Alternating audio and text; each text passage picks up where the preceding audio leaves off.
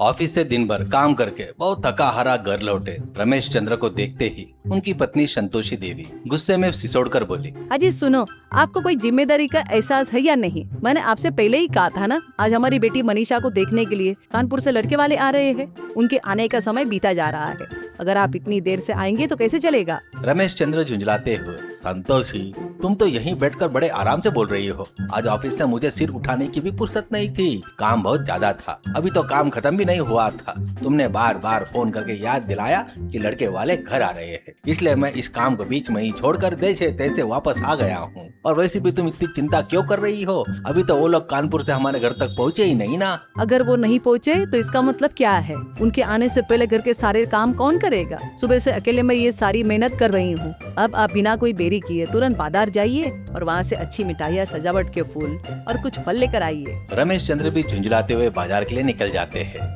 उनके बाजार से सामान लेकर लौटने के 1 घंटे बाद कानपुर से लड़के वाले रमेश चंद्र के घर पहुंचे। उन्होंने लड़के यानी मनीषा को देखा। लड़का राजकुमार एक अच्छी मल्टीनेशनल कंपनी में बड़े पद पर काम कर रहा था। राजकुमारी के पिता नरेंद्र नाथ एक रिटायर्ड सरकारी कर्मचारी और कानपुर में उनका अपना एक बड़ा घर है।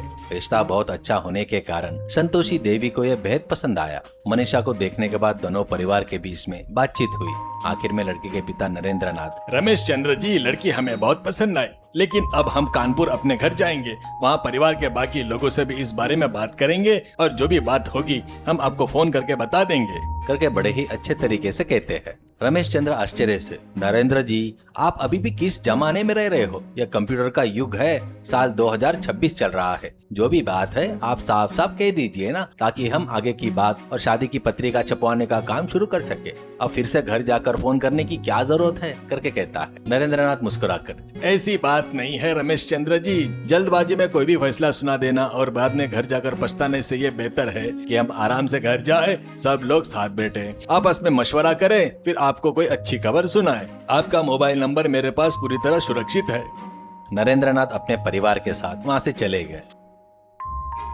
उनके जाने के बाद संतोषी देवी हॉल में आई। ये क्या बात हुई भला? ये लोग अभी भी पुराने जमाने के ख्यालात के लोग लगते हैं। आजकल तो लड़की देखने वाले दिन में ही सब लोग साफ साफ अपनी मर्जी बता देते हैं और शादी का मुहूर्त भी तय कर लेते हैं। ये लोग इतना अजीब बर्ताव क्यों कर रहे हैं?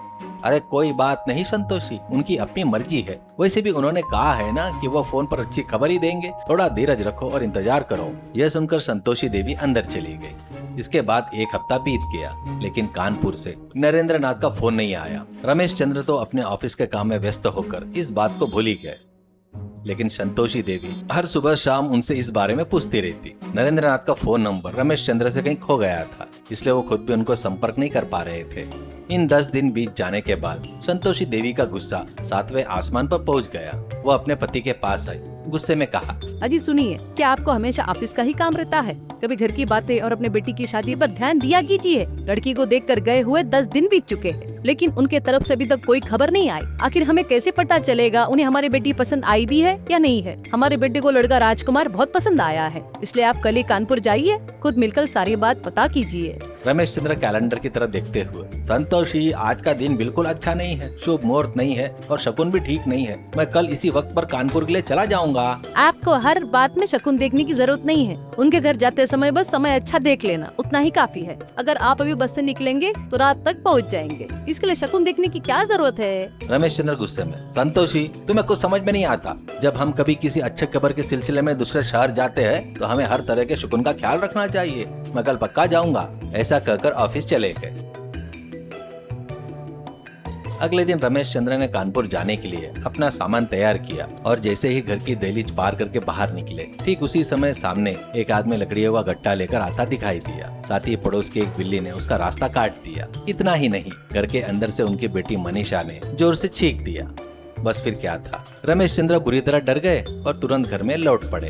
अब मैं आज के दिन शहर नहीं जाऊंगा, शकुन बिल्कुल ठीक नहीं है। अगर मैं इस वक्त गया तो काम नहीं बनेगा। संतोषी देवी ने उन्हें समझाने की बहुत कोशिश की, लेकिन उन्होंने एक ना सुनी। इस बात से नाराज होकर संतोषी देवी ने फैसला किया कि अगले दिन वो उनके साथ कानपुर जाएगी। अगले दिन तय योजना के अनुसार दोनों पति पत्नी यात्रा के लिए तैयार होकर घर के बाहर निकले। सामने से एक अकेले ब्राह्मण को आते देखकर रमेश चंद्र फिर डर गए। संतोषी, शकुन बिल्कुल अच्छा नहीं है, चलो वापस अंदर चलो। संतोषी देवी गुस्से में रमेश चंद्र के साथ अंदर आकर बैठ गई और 10 मिनट बाद फिर बाहर निकली। ठीक उसी समय पड़ोस में रहने वाले शर्मा जी की पत्नी आई कोई सामान मांगने के लिए उनके घर आ गई। उन्हें देखकर रमेश चंद्र मन ही मन कुड़ गए और फिर पीछे मुड़ गए। इस बार संतोषी देवी का सब्र का बांध पूरी तरह टूट गया। संतोषी देवी अत्यंत क्रोध में, आग लगे आपके इस शकुन के पागलपन को। अब चुपचाप चलिए मेरे साथ, चाहे जो भी हो मुझे कोई फर्क नहीं पड़ता। ऐसा कहकर उन्होंने पति का हाथ पकड़ा और उन्हें खींचते हुए बस स्टैंड ले गई। जब वो बस स्टैंड पहुँचे तो उनके रूट की बस को छोड़कर बाकी सभी बसें जा रही थी। ये देखकर रमेश चंद्र मुस्कुराए। देखा संतोषी, जब हम घर से निकल रहे थे तब हमारे सामने अच्छा शकुन नहीं आया था, इसी वजह से हमारी बस सही समय पर नहीं आई। संतोषी देवी ने उन्हें गुस्से से देखा तो रमेश चंद्र ने अपना सिर झुका लिया। 1 घंटे बाद बस आई, दोनों उसमें सवार हो गए। रात के 10 बजे वे कानपुर पहुंचे।